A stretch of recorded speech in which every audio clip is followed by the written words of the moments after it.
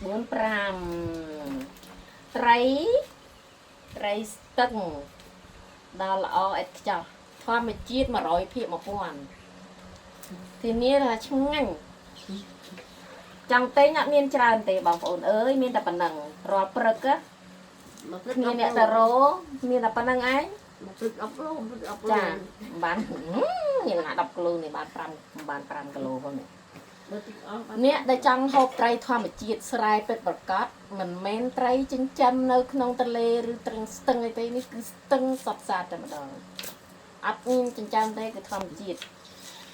ត្រូវការបងប្អូនទម្លាក់លេខមកមានក្នុងរយៈពេលតែយ៉ាងច្រើន3ថ្ងៃទេបងប្អូន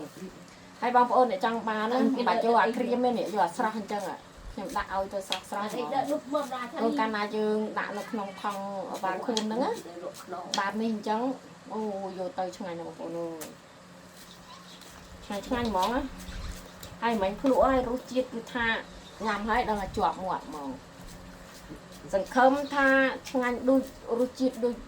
ត្រីស្ទឹងត្រែងទៅចាស់ស្ទឹងត្រែងអញ្ចឹងបងប្អូនដល់ទៀតត្រីធម្មជាតិពិតមិនមែនចិញ្ចឹមនៅក្នុងទន្លេឬក៏ចិញ្ចឹមនៅស្រែណាណៃណាអត់ទេត្រីស្ទឹងតែអត់នេះឆ្ងាញ់ចាំណាដាក់មកណែគ្មានទេអារឿងធ្វើគ្រឿងតាមកាពិតទៅថាធ្វើញ៉ាំខ្លួនឯងប៉ុន្តែឥឡូវច្រើនឥឡូវបងប្អូនណាទិញក៏ចែកលក់ចែកគ្នាហូបទៅឲ្យមាននិយាយទៅមានរបស់ចាញ់ឆ្ងាញ់ចែកគ្នាហូបតែមិនមែនចាញ់អាគិតលុយទេណាព្រោះខ្ញុំពួកគាត់អ្នករោនេះចិត្តខាងនេះគាត់ទៅដាក់ម៉ោងដាក់ស្អីនៅក្នុងស្ទឹងហ្នឹងបានមកហើយជួយទិញគាត់ទៅមិនបាច់គាត់យកទៅលក់នៅផ្សារបើយកទៅលក់នៅផ្សារវិញបងប្អូនអើយគេទៅដើមគ្នាតែគាត់ដឹងថាកន្លែងខ្ញុំនឹងរលុយស្រួលឥឡូវទិញមកច្រើនពេកលក់ចែកគ្នាហូបមានរបស់ឆ្ងាញ់ចែកគ្នាហូបចានេះមានតូចមានធំគឺថាឆ្ងាញ់តែហ្មង